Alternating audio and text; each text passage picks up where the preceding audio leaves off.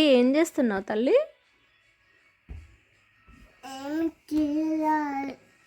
రాసుకుంటున్నావా?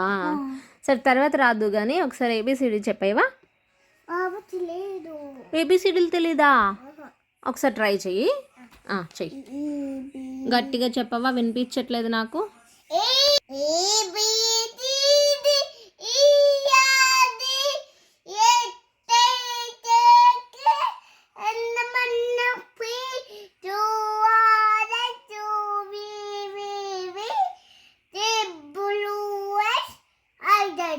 Very good, super.